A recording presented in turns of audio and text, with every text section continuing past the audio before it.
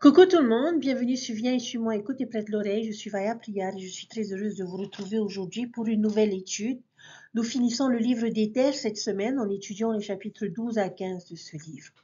Les prophéties d'Éther aux Jarédites euh, étaient grandes et merveilleuses. Il leur parla de tout depuis le commencement de l'homme. Il a prédit le temps du Christ et la nouvelle Jérusalem des derniers jours.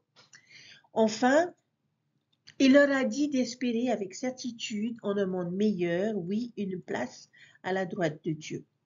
Cependant, les Jarédites ont rejeté ces paroles, pour la même raison que les personnes rejettent les prophéties des serviteurs de Dieu aujourd'hui, parce qu'ils ne voient pas.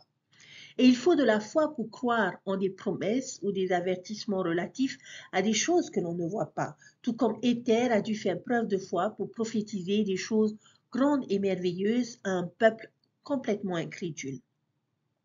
Moroni a dû faire preuve de foi pour être confiant que le Seigneur allait transformer sa faiblesse à écrire en force.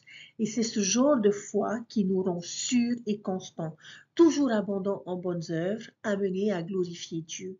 Et c'est grâce à ce genre de foi que toutes choses s'accomplissent. Il y a une image dans nos écritures que j'aimerais utiliser aujourd'hui pour baser mon enseignement. Alors, quel est le but d'une encre? En termes nautiques, une ancre est un gros morceau de métal solide qui maintient un navire stable dans les eaux changeantes. Lorsque la stabilité est nécessaire, une ancre peut être larguée dans le royaume invisible sous la surface de l'eau pour fixer le navire à un point fixe. Et même si nous ne pouvons pas voir à quoi l'ancre est reliée, elle a un effet très visible et réel sur le navire flottant au-dessus d'elle. Une ancre est absolument essentielle à la sécurité des personnes à bord, en particulier dans des eaux agitées. Mais le nautisme n'est pas le seul domaine où ce mot est utilisé. Ce n'est pas seulement en termes nautiques. En escalade, en rappel, en canyoning, le mot ancre évoque une connotation bien différente. L'ancre est ce qui vous attache au rocher. C'est ce à quoi vous connectez vos cordes et sur lequel vous placez tout votre poids lorsque vous grimpez ou descendez en rappel. L'ancre peut être un gros rocher, un arbre ou un boulon percé dans la paroi rocheuse. Et dans ces sports, votre vie dépend littéralement de la qualité, de la stabilité de l'ancre et de votre connexion à elle. Passons maintenant à la métaphore. Si votre vie était comparée à un bateau sur l'eau ou un grimpeur sur sa corde, quelle serait votre ancre? Qu'est-ce qui vous maintient au sol, stable ou en sécurité dans les eaux agitées de la vie, ou quelque chose sur lequel vous pouvez vous appuyer, sur lequel vous pouvez compter pour vous soutenir et vous maintenir debout? Il existe de nombreuses facettes différentes de l'Évangile qui pourraient être comparées à une ancre. Dans le livre de Mormon, le prophète Éther a utilisé cette image d'une ancre pour nous enseigner quelque chose sur la façon de naviguer dans les eaux tumultueuses ou les falaises de la vie. Au verset 4, Éther nous présente ce qu'il considérait comme une ancre pour nos âmes. L'importance de cette ancre devient encore plus prononcée lorsque l'on considère le contexte du chapitre. En fait, le double contexte. Vous avez le contexte jarédite et vous avez le contexte néphite, alors que Moroni traduit et commente le récit jarédite. Les sociétés d'Éther et de Moroni sont toutes deux au bord de l'effondrement total. Les deux prophètes ont été contraints d'être témoins du pire de l'humanité. Il y a quelques semaines, je vous ai dit que les deux thèmes qui semblent dominer les trois derniers livres du livre de Mormon sont la plénitude de l'iniquité et vivre dans la justice dans un monde méchant. Les chapitres 12 à 15 d'Éther s'inscrivent parfaitement dans ce cadre. Dans ce contexte sombre, brille le rayon de la lumière qu'est le chapitre 12 d'Éther. Ces deux prophètes vont nous enseigner des idées supplémentaires sur ce que nous pouvons faire pour traverser des temps turbulents et méchants. Alors, quelle est l'ancre à laquelle nous pouvons nous accrocher dans les pires conditions spirituelles? Nous allons étudier ce mot au verset 4. En fait, on va y trouver deux mots. Et ces mots sont la foi et l'espérance. La foi et l'espérance sont l'épine dorsale de ce chapitre.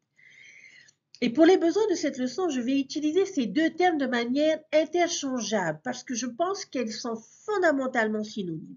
Et je suis sûre que quelqu'un de beaucoup plus intelligent que moi pourrait probablement vraiment analyser et séparer ces deux définitions. Mais les deux sont certainement profondément liés.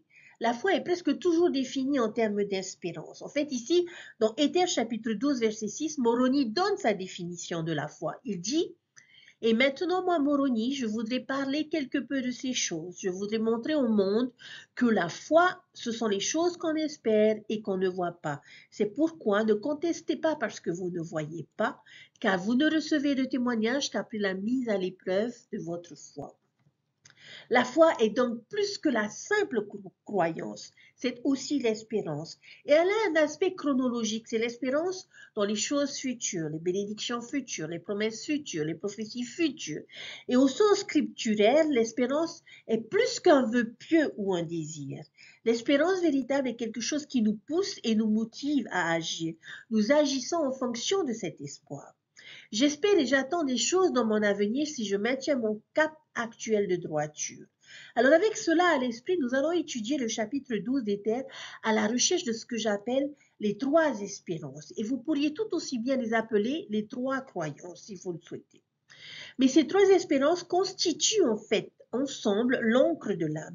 Chaque espérance nous aidera à rester fixe et stable dans les eaux turbulentes des derniers jours, ou si vous préférez la métaphore de l'encre d'escalade, ces trois espérances nous maintiendront solidement et en sécurité au rocher de notre Rédempteur. L'Église veut que nous soyons particulièrement en sécurité. Eh bien, ces espérances garderont également nos âmes en sécurité. Ils ont aidé Moroni et Éther à traverser leur époque courageuse et dangereuse, et ils peuvent faire la même chose pour nous aussi. On pourrait facilement croiser Éther 12.4 avec quelque chose que Mormon a dit dans Mormon chapitre 5 verset 18, lorsqu'il dit: lorsque les personnes sont entraînées par Satan comme la paille est poussée par le vent, ou comme un navire est ballotté par les vagues, sans voile ni ancre ou sans rien pour le diriger, tels qu'ils sont. Moroni savait et avait vu ce qui arrive aux personnes et aux sociétés sans ancre, et il ne veut pas que nous subissions le même sort. Il va donc nous aider ici à sécuriser nos vies sur quelque chose de solide, de stable, et nous pouvons voir ces trois espérances entrelacées, superposées et liées ensemble tout au long du chapitre. Alors voyons notre première espérance. L'espérance d'un monde meilleur. J'aimerais vous présenter cette espérance que l'on trouve au verset 4. Lorsque l'on creuse profondément ce verset, le verset clé qui établit le message du reste du chapitre, quelle est cette espérance?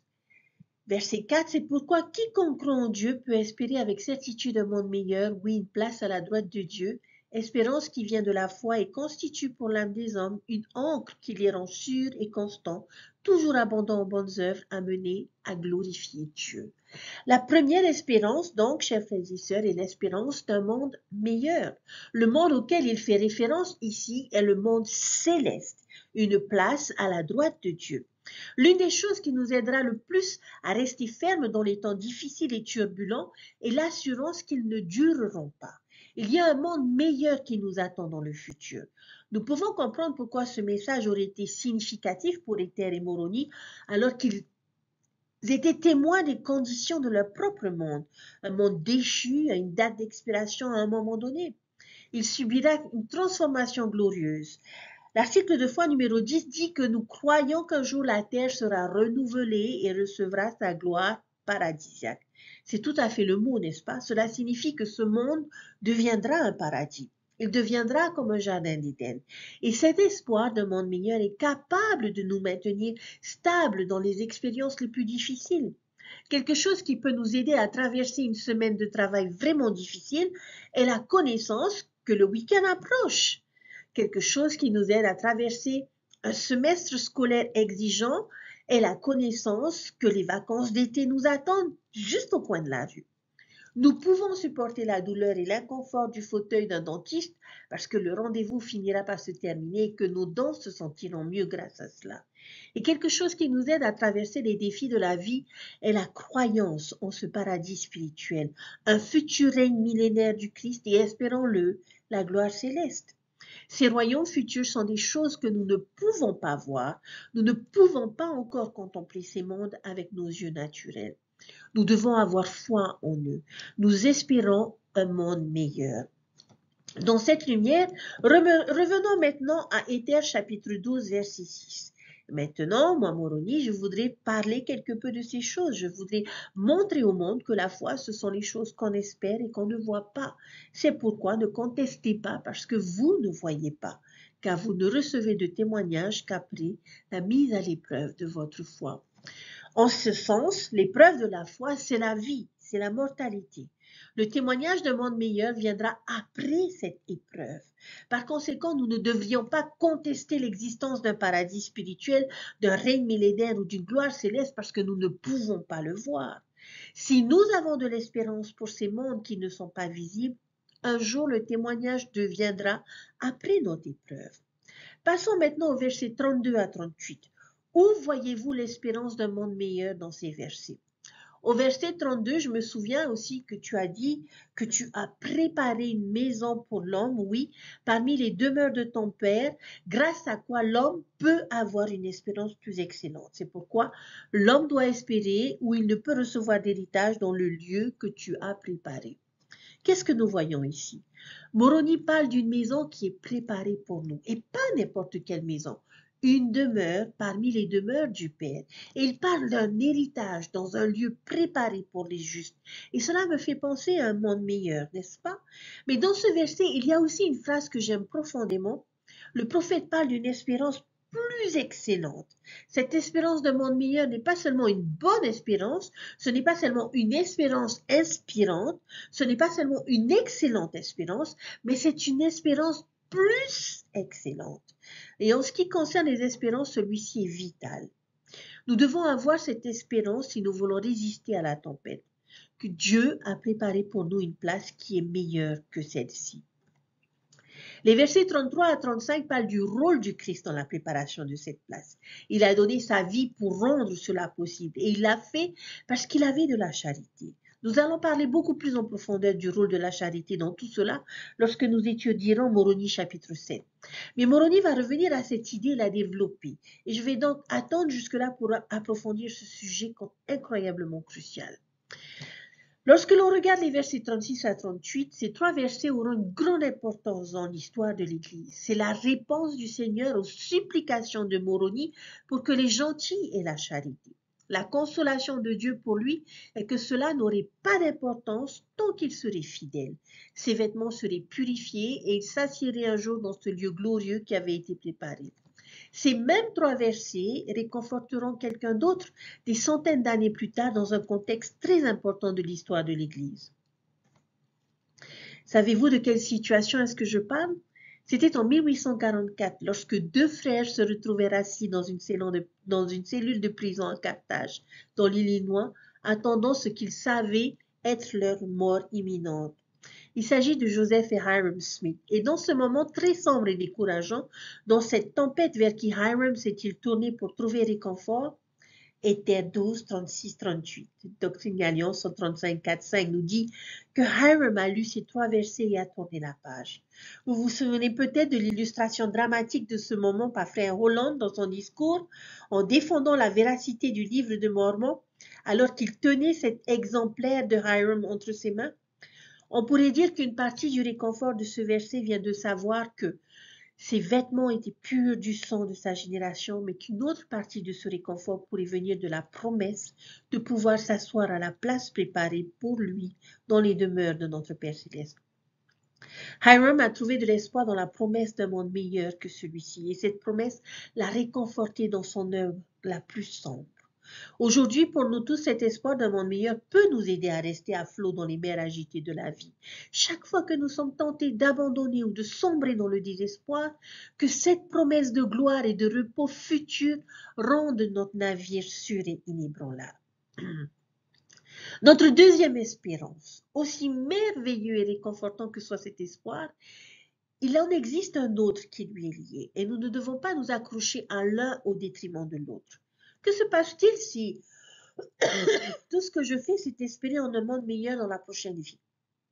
Cette vie devient-elle alors une corvée, une chose à endurer, avance-t-on pessimiste dans la mortalité en espérant et en rêvant de cet autre monde dans la prochaine vie? À ma connaissance, c'était la mentalité des âges sombres de la civilisation occidentale. Personne ne vivait pour ce monde, n'espérait ce monde, n'essayait de rendre ce monde meilleur.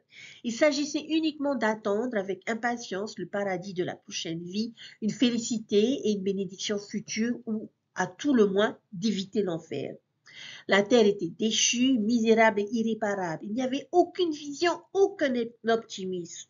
Mais ce n'est qu'à la Renaissance que l'humanité a décidé de commencer à essayer de rendre cette vie meilleure, de rendre ce monde significatif et digne d'être vécu. L'espérance numéro 2 est donc celui d'un monde meilleur ici, un monde terrestre meilleur sur Terre. Dans Éther 12.4, ceux qui espèrent en un monde meilleur dans la vie à venir dans cette vie vivront d'une certaine manière. Cela les rend sûrs, constants et toujours abondants en bonnes œuvres, conduits à glorifier Dieu. Cet espoir d'un monde meilleur ici nous conduira à de bonnes œuvres. Et à partir du verset 7 et jusqu'au verset 31, nous avons une section vraiment amusante.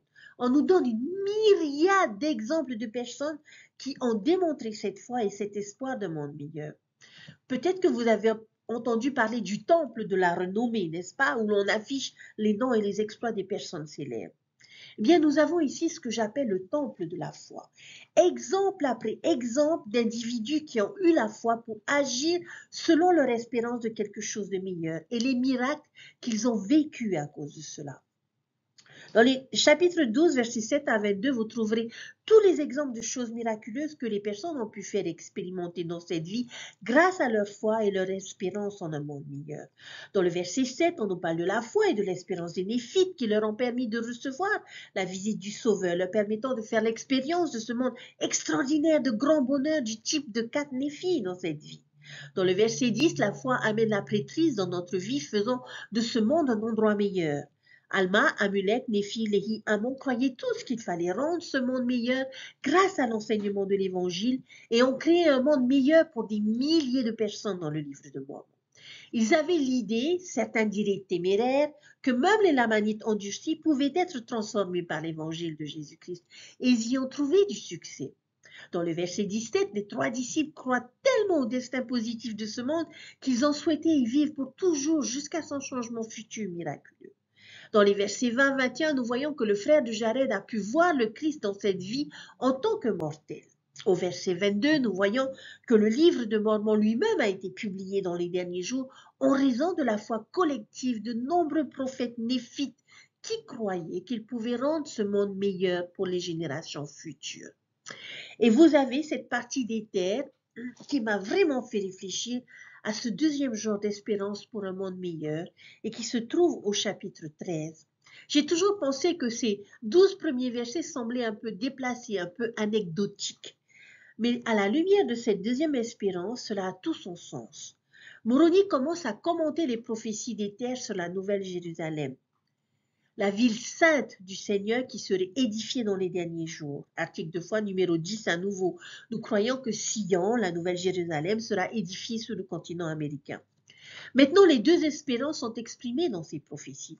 La Nouvelle Jérusalem ne sera pas parfaite avant le millénium, quand elle descendra du ciel et du sanctuaire saint de l'Éternel. Mais il y a du travail à faire avant cet acte de perfectionnement et d'achèvement. Au verset 6, on nous dit qu'une nouvelle Jérusalem serait bâtie dans ce pays pour le reste de la postérité de Joseph, ce dont il y a une préfiguration. Et plus particulièrement encore, au verset 8, on nous dit c'est pourquoi le reste de la maison de Joseph sera édifié dans ce pays et sera un pays de son héritage et il bâtira une ville sainte pour le Seigneur semblable à la Jérusalem d'autrefois. Et il ne sera plus confondu jusqu'à ce que vienne la fin lorsque la terre passera. Il y a donc des travaux à faire avant que la fin vienne et que la terre passe. Et cette idée de bâtir Sion ou la Nouvelle Jérusalem ou une société idéale va inspirer Joseph Smith et les premiers saints et motiver une grande partie de leur sacrifice et de leur travail. C'était quelque chose qui les a fait avancer, même dans les circonstances les plus difficiles. Tout au long de la chute de Kirtland, les horreurs du Missouri, l'effondrement de Nauvoo et les difficultés de la marche vers l'ouest, ils se sont vus comme des bâtisseurs de Sion. Une fois que Joseph a reçu les révélations que nous trouvons dans Moïse, chapitre 6 et 7, qui décrivent la ville d'Enoch, l'Église s'est concentrée intensément sur faire la même chose à leur époque. L'histoire d'Enoch est très présente pour Joseph C'est là que nous voyons la création de l'ordre uni comme une tentative de mettre en œuvre la loi de consécration. C'est là que nous voyons l'achat des terres dans le comté de Jackson, dans le Missouri, et les plans élaborés pour une cité de Dieu. Et ils l'appelèrent Sion. En tant que membres modernes de l'Église, nous croyons toujours que le comté de Jackson, dans le Missouri, occupe une place importante dans l'avenir de l'Église. Cependant, nous voyons aussi l'accomplissement de ces prophéties dans l'édification de Sion dans le monde entier à travers les pieux de Sion. Le travail missionnaire que nous faisons, les chapelles et les temples que nous construisons, les activités que nous planifions et l'exemple que nous donnons sont tous réalisés dans l'esprit de faire de ce monde un endroit meilleur. Dans un sens, nous construisons toujours la nouvelle Jérusalem. Cette espérance d'un monde meilleur semble être presque inhérente à l'âme des hommes et des femmes. Même dans les pires situations, il y a quelque chose dans l'âme de chacun et le cœur humain qui espère et croit en la possibilité de quelque chose de meilleur. Et cela fait partie de qui nous sommes. Pour les membres de l'Église de Jésus-Christ, notre manifestation de cette croyance n'est pas une fiction et elle n'est pas hors de portée. Nous croyons en la réalité de la création de ce type de société. Nous nous efforçons de la construire maintenant et nous attendons avec impatience son achèvement au cours du millénaire et la transformation de cette terre en futur royaume céleste. Ce désir agit comme une encre pour nos âmes et nous garde sûrs et constants et toujours abondants en bonnes œuvres. Nous avons besoin de cet esprit de progrès et d'idéalisme. Les sociétés comme les individus, que le ciel nous aide si jamais nous perdons cet espoir de créer un monde meilleur. Notre troisième espérance, chers frères et sœurs. Jusqu'à présent, nous avons parlé d'espérance en termes collectifs, les sociétés, les nations, l'Église. Mais qu'en est-il de nous en tant qu'individus? Nous pouvons lire ce chapitre à travers le prisme de notre propre vie personnelle. Que pouvons-nous espérer? J'aimerais vous donner un certain nombre de versets à examiner et je vous invite à rechercher les choses pour lesquelles vous pourriez espérer et dans lesquelles vous pouvez exercer votre foi en tant qu'individu. Chaque verset contient une clé de cet espoir et chacun fait partie de l'encre. Dans le verset 4, je sais que nous avons déjà vu ce verset, mais lorsqu'on le lit à travers le prisme de notre propre vie personnelle, nous pouvons trouver l'espoir d'un monde meilleur pour nous-mêmes dans la vie à venir et dans celle-ci. Si nous pouvons nous connecter à cette encre de foi et d'espérance, elle nous rendra sûrs, constants et toujours abondants en bonnes œuvres et nous conduira à glorifier Dieu. Au verset 6, nous pouvons trouver l'espérance en recevant un témoignage. En tant qu'individu, après l'épreuve de notre foi, nous devons être assurés que si nous recherchons une réponse à une prière, un témoignage d'une vérité de l'Évangile ou une direction céleste à un moment donné, selon la sagesse de Dieu, cela viendra. Ceux qui demandent reçoivent, ceux qui cherchent trouvent, ceux qui frappent ont la porte du témoignage de Dieu ouverte. Au verset 8 et 9 du chapitre 12, nous pouvons trouver l'espoir dans le don céleste. Quel est le don céleste? Regardez le verset 11, le don de son Fils. Et comment participons-nous à ce don? C'est une question qui vaut la peine d'être méditée. Est-ce en imitant Christ? Est-ce en appliquant l'expiation dans notre vie? Est-ce en vivant ses enseignements? Quelle que soit la façon dont nous le voyons, nous ferions bien de nous demander si nous avons participé à ce don. Et il apportera certainement de grandes bénédictions célestes. Au verset 11, nous pouvons trouver l'espérance dans la voie par excellence. Vous souvenez-vous que nous avons parlé plutôt d'une espérance par excellence au verset 32. Associez cette idée au verset 11. Qu'est-ce qui nous apporte une espérance par excellence? En suivant une voie par excellence. C'est plus excellent que la loi de Moïse, la loi supérieure, la voie du Christ. Jésus a dit un jour, je suis le chemin.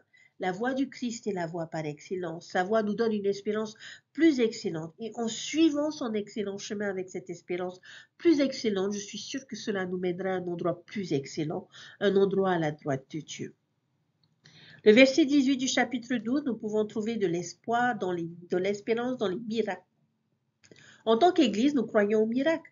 Dieu manifeste sa puissance de manière spéciale à ceux qui exercent l'espérance et la foi en lui. J'ai déjà vu des miracles, des choses qui ne peuvent pas être expliquées comme des coïncidences. Si ce que nous désirons semble impossible nous sommes toujours autorisés à y espérer, car les miracles peuvent se produire. Chapitre 12, verset 19, nous pouvons trouver de l'espérance en contemplant réellement les choses que nous ne voyons maintenant qu'avec les yeux de notre foi. N'est-ce pas une belle promesse? Il y a des choses que nous ne pouvons pas voir avec nos yeux naturels. Elles n'existent que dans le domaine de notre anticipation et des yeux de notre esprit. Mais un jour, nous verrons ces choses en réalité. Nous verrons réellement le Christ debout devant nous, nous invitant à toucher les signes de son sacrifice. Un jour, nous reverrons les êtres chers que nous avons perdus et les tiendrons à nouveau dans nos bras. Un jour, nous serons réellement serrés dans les bras de nos parents célestes. Un jour, tout ce en quoi nous avons cru sera glorieusement confirmé par nos yeux réels et nous serons heureux. Nous pouvons trouver l'espérance dans ce bonheur futur. Au verset 27 du chapitre 12, nous pouvons trouver l'espérance en surmontant nos faiblesses. Nous avons tous des domaines dans lesquels nous aimerions être meilleurs, n'est-ce pas? Il y a des talents et des dons que nous désirons et qui semblent venir si facilement aux autres. Il y a des tentations que nous aimerions être plus forts à nier. Nous avons des imperfections qui semblent nous harceler continuellement, peu importe nos efforts. Nous pouvons avoir de l'espérance dans le fait que grâce à notre humilité et à notre foi en Dieu, ces faiblesses peuvent non seulement être éliminées, mais aussi devenir nos forces. Nous pouvons trouver l'espérance dans cette future meilleure version de nous-mêmes. Chapitre 12, verset 30, nous pouvons trouver l'espérance dans notre capacité à déplacer les montagnes. Voici un accomplissement littéral de l'enseignement du Christ selon lequel l'homme peut déplacer les montagnes avec la foi de la taille d'un grain de sénévé. Maintenant, si nous prenons cet enseignement au pied de la lettre, cela ne nous servirait pas à grand-chose. Combien de personnes dans ce monde vont se retrouver dans des situations où elles vont réellement avoir besoin de déplacer une montagne? Mais si nous l'interprétons de manière symbolique, ce qui est, je crois, la manière dont il voulait que nous l'interprétions, nous avons tous des montagnes dans nos vies, des montagnes de responsabilité, de défis, de doutes, de travail, de difficultés. Mais avec notre encre de foi et d'espérance, nous pouvons déplacer ces montagnes, nous pouvons surmonter cette énorme épreuve et nous pouvons escalader ce défi, nous pouvons creuser ce doute, nous pouvons accomplir cette tâche colossale. Et enfin, au verset 37, nous pouvons trouver l'espérance dans le pouvoir du Christ de nous purifier. Peu importe ce que les autres pensent, disent ou font, l'expiation, la miséricorde et l'amour de Dieu peuvent nous purifier. Dieu promet qu'il ne se souviendra plus de nos péchés si nous nous repentons. Ce sera comme si nous les avions jamais commis. Si nous sommes prêts à nous tourner pleinement vers le Christ, nous pouvons nous tenir devant Dieu pur et parfait, et nous le ferons. Chers frères et sœurs, regardez cette liste. Nous avons beaucoup d'espérance, n'est-ce pas? Nous n'avons pas besoin de désespérer ni de nous décourager. Cette vie est un voyage, un processus, une progression, une expérience d'apprentissage. Nous ne sommes pas censés tout avoir, être tout et tout atteindre maintenant. Soyons donc patients avec nous-mêmes, avec la vie et avec Dieu. Nous devons faire ce que Néphi a enseigné dans 2 Néphi chapitre 31, 20. Avancer résolument avec constance dans le Christ, avec une espérance parfaite. Je crois de tout mon cœur que si nous faisons cela, tout ce que nous espérons, tout ce que nous désirons, tout ce en quoi nous croyons se réalisera. Si nous développons et nourrissons une espérance pour un monde meilleur, une espérance pour un monde terrestre meilleur et une espérance pour un meilleur avenir pour nous, alors nous pourrons rester sûrs et inébranlables dans les moments les plus tumultueux de notre vie. Ils agiront comme une encre pour notre âme. Chers frères et sœurs, il y a une question à considérer pour chacune de ces trois espérances. Quel aspect du paradis spirituel, du millénaire ou de la gloire céleste nous donne le plus d'espoir? Que pouvez-vous faire maintenant pour faire de ce monde un endroit meilleur? Et lequel des espoirs personnels vous inspire et comment? Oui, chers frères et sœurs, nous vivons dans des temps sombres, orageux et périlleux, mais nous n'avons pas besoin d'être vaincus par eux. Cette encre peut nous tenir fermement, nous empêcher d'être emportés ou de chavirer. Elle peut nous permettre de naviguer et de progresser à travers les canyons et les falaises de la vie avec confiance et sécurité. Puissions-nous ne jamais désespérer. Il n'y a pas besoin de le faire. Nous avons tant à espérer. Il y aura un monde meilleur que celui-ci dans le futur. Un monde sans douleur, ni mort, ni chagrin, ni méchanceté. Il y aura un monde meilleur dans cette vie alors que nous construisons Sion et que nous nous séparons de plus en plus des méchants. Il y aura un meilleur nous dans le futur. Si nous gardons espoir, nous serons remplis de bonnes œuvres, d'un témoignage fort ayant vécu de nombreux miracles, des faiblesses devenues des forces et une âme sans tache.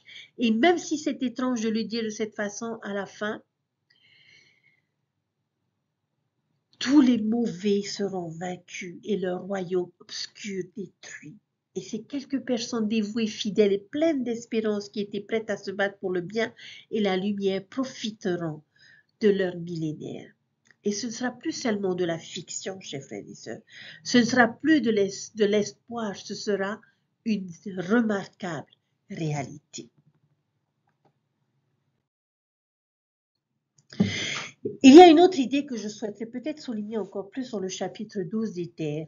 J'ai mis l'accent sur l'idée d'espérance, plus sur cette idée d'espérance que sur l'idée de foi, dans la mesure où la foi est définie comme le fait de croire en des choses que nous ne pouvons pas voir.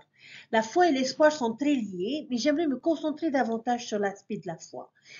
Il y a une idée que j'aimerais partager. Par exemple, pour cuire un gâteau, que faut-il faire? Voici l'ordre approprié. Placer les ingrédients dans un bol, mélanger les ingrédients, placer les ingrédients au four. Mais que se passerait-il si nous faisions l'une de ces étapes dans un ordre différent? Nous obtiendrions un résultat très différent. Si nous mettons nos chaussures, par exemple, l'ordre approprié serait chaussettes, chaussures et on attache ces chaussures.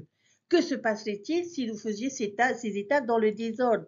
Pouvez-vous imaginer mettre vos chaussettes par-dessus vos chaussures ou essayer d'enfiler vos chaussures avec des lacets déjà attachés? Un autre exemple. Conduire une voiture, mettre la clé dans le contact, mettre la vitesse, appuyer sur la pédale d'accélérateur. Que se passerait-il si vous faisiez ces étapes dans le désordre? Je pense que l'on n'arriverait probablement pas là où nous voulions aller. Eh bien, chers frères et sœurs, dans l'Évangile, une dynamique similaire est en jeu. Pour la plupart des choses, il y a un principe qui doit absolument venir en premier. Et ce principe, c'est quoi? Lorsqu'on regarde en Éthers 12 et qu'on parcourt le chapitre pour voir pour trouver ce principe, nous allons encore vers le 4e article de foi pour obtenir de l'aide, qui dit que nous croyons que les premiers principes et ordonnances de l'Évangile sont, premièrement, la foi au Seigneur Jésus-Christ. La foi vient en premier. Alors, en gardant cela à l'esprit, dans Éthers chapitre 12, j'aimerais souligner 4 choses auxquelles la foi peut conduire. 4 choses pour lesquelles la foi doit venir en premier. Si nous essayons de faire ces choses dans le désordre, nous sommes sûrs d'être déçus. Alors, quelles sont-elles? On va commencer par ce que nous avons vu et revu, le verset 4. La foi vient avant quoi et pourquoi? Pourquoi pensez-vous que ce principe doit venir en premier? Alors, le verset 4, quiconque croit en Dieu peut espérer avec certitude un monde meilleur, une place à la droite de Dieu, espérance qui vient de la foi et constitue pour l'âme des hommes une ancre qui les rend sûrs et constants, toujours abondants en bonnes œuvres, amenés à glorifier Dieu. La foi vient avant l'espérance. Pourquoi? Comme nous l'avons dit plus tôt, l'espérance est basée sur des choses que nous ne pouvons pas voir, des choses qui ne sont pas encore produites, mais dont nous espérons qu'elles se produiront. Nous croyons qu'elles se produiront, mais nous n'avons pas encore vécu ces choses. Et puis, j'aimerais vous demander, quelles sont certaines des choses que la foi peut nous faire espérer? On peut espérer le pardon, la miséricorde grâce à l'expiation, on peut espérer la résurrection, espérer notre potentiel à devenir comme Dieu, espérer supporter nos défis et nos découragements, et comme nous en avons parlé plus tôt, espérer un monde meilleur dans cette vie et dans la suivante. Mais la foi vient en premier.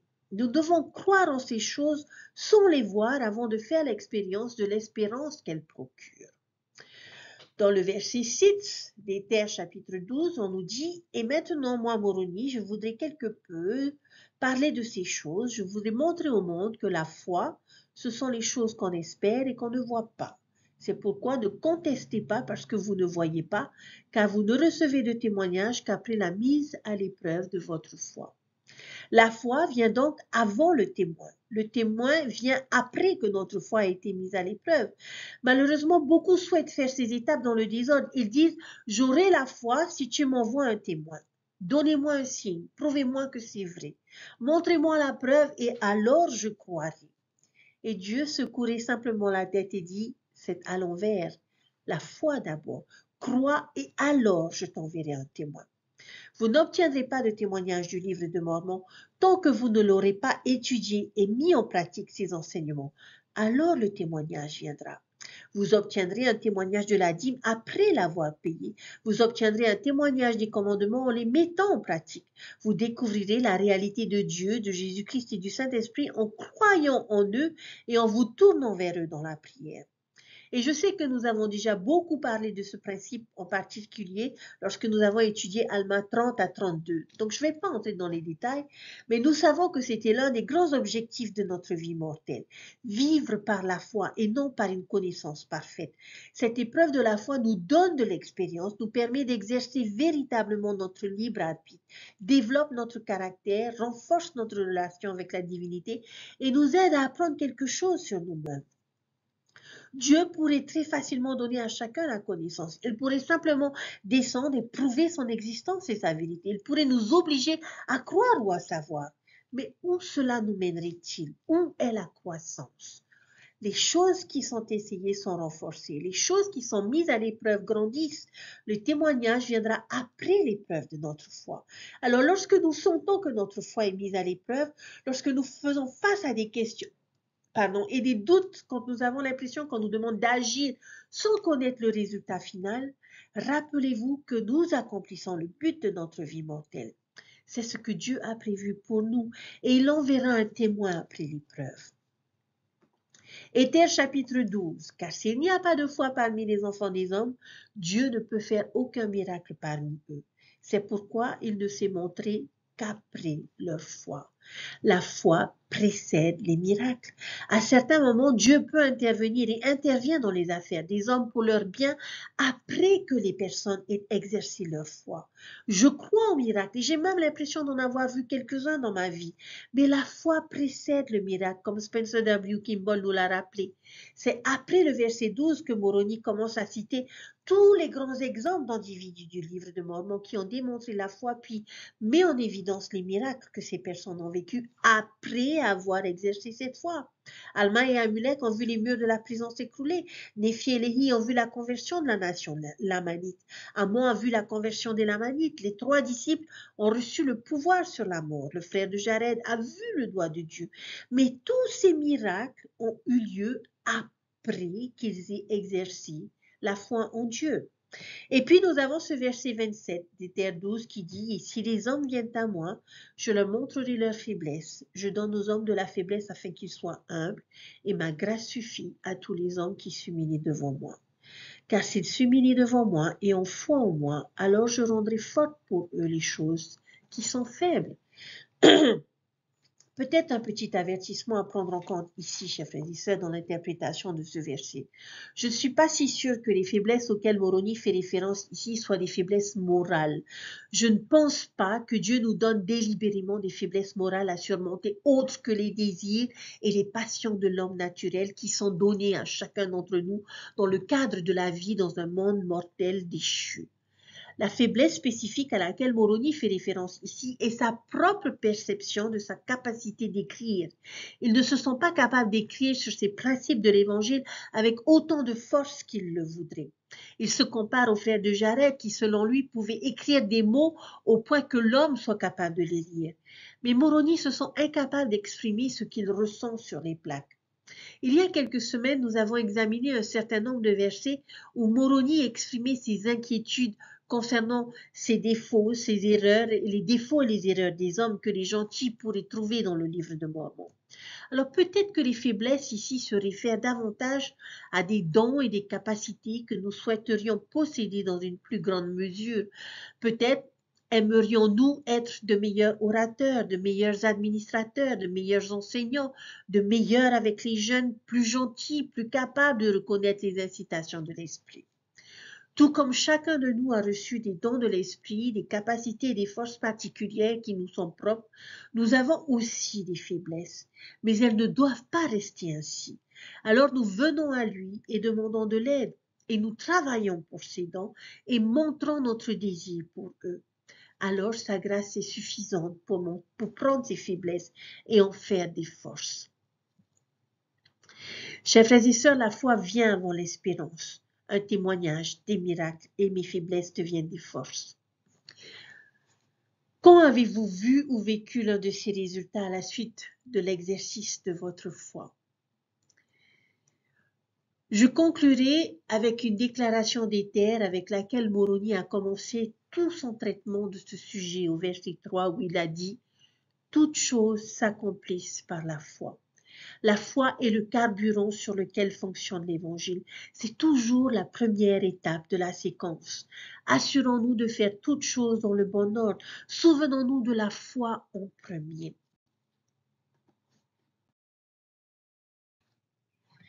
Chers frères et sœurs, nous avons eu de merveilleux enseignements concernant la foi et l'espérance. Et je pense que pour chacun d'entre nous, nous avons tous connaissance de ces enseignements et de ce principe essentiel de l'Évangile.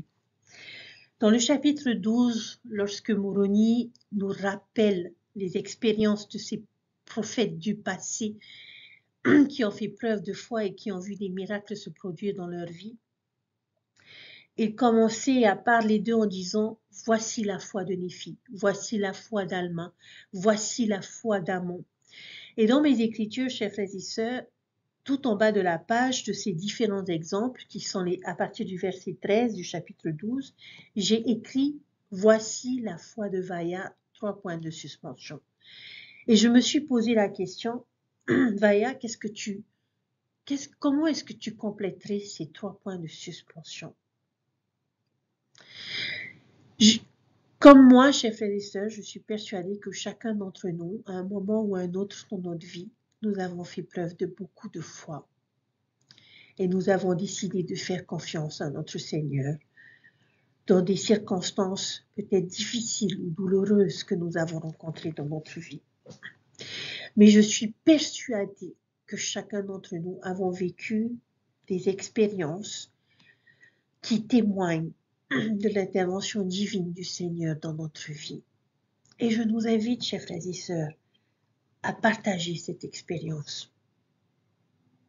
Mais j'aimerais vous témoigner de ce Jésus qui peut accomplir des miracles dans notre vie, qui peut donner des solutions aux problèmes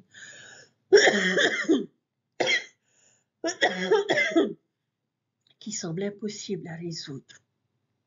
Je témoigne de ce Jésus qui est capable de combler les manques de notre vie. Si nous voulions simplement faire preuve d'un petit peu de foi et de nous tourner vers lui. Oui, nous avons des faiblesses. Oui, nous avons des difficultés. Mais pourquoi? Pour que nous apprenions à nous tourner vers le seul être qui nous aime et se soucie sincèrement de chacun d'entre nous. Lorsqu'on relit les versets concernant la Nouvelle Jérusalem, nous nous rendons compte de ce que le Seigneur est capable de faire.